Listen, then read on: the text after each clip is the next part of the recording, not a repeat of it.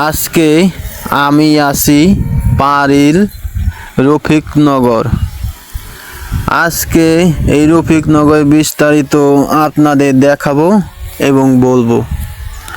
আর এই যে এটা সামনে দেখতে পাচ্ছেন, এটা হলো রফিক মঞ্চ।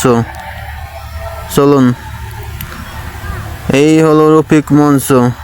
আর সামনে দেখতে পাচ্ছেন কত সুন্দরভাবে শরীয় থেকে শুরু করে চন্দ্রবিন্দু পর্যন্ত আছে। আর এই হলো চারিদিকের দৃশ্য।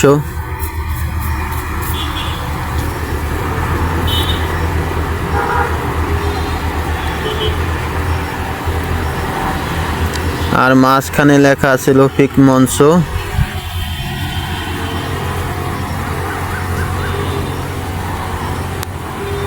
আর এই হলো শহীদ রফিক স্মৃতি জাদুঘর। চলুন ভিতরের দিকটা একবার ঘুরে আসা যাক।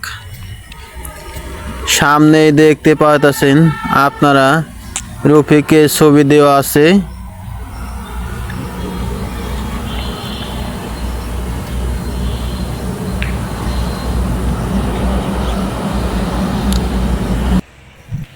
এই হলো শহীদ রফিক উদ্দিন আহমেদ। তার ছবির নিচে জন্ম তারিখ এবং শহীদ হওয়ার তারিখ দেওয়া আছে।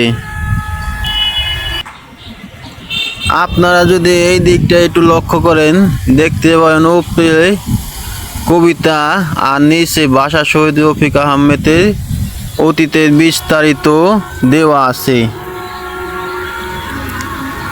আর এই গ্রন্থাগারের ভিতরে তেমন কিছু নাই, শুধু রফিক সাহেবের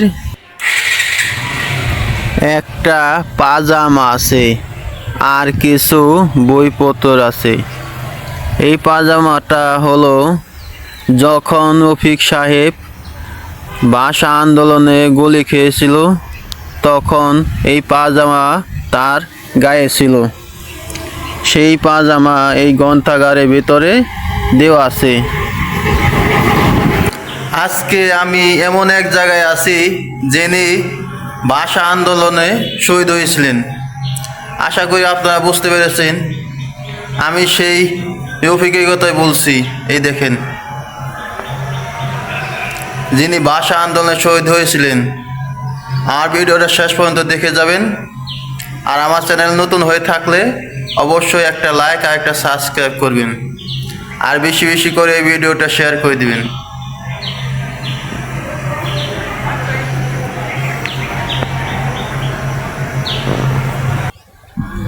রফিক সাহেবের যখন জন্ম হয় 30শে অক্টোবর 1926 সালে, ঠিক তার 26 বছর পর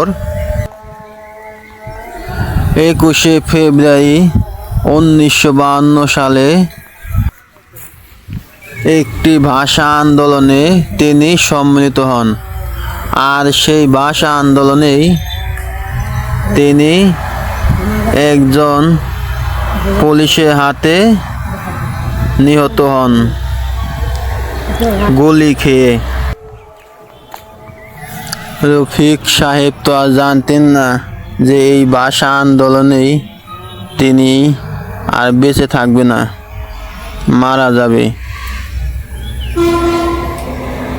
এই হলো ভাষা শহীদ রফিক উদ্দিন আহমেদ গ্রন্থাগার ও স্মৃতি জাদুঘর। আর সামনে তার ছবি। এই জাদুঘরটি টাইলস করে দেওয়া হয়েছে এবং শহীদ রফিক উদ্দিন আহমেদের ছবিটাও টাইলস করে দেওয়া হয়েছে। আর এই পাশে ওই সাইডে দেখুন বসার জন্য টাইলস করে পাকা করে দেওয়া হয়েছে। আর এই হলো রাস্তা।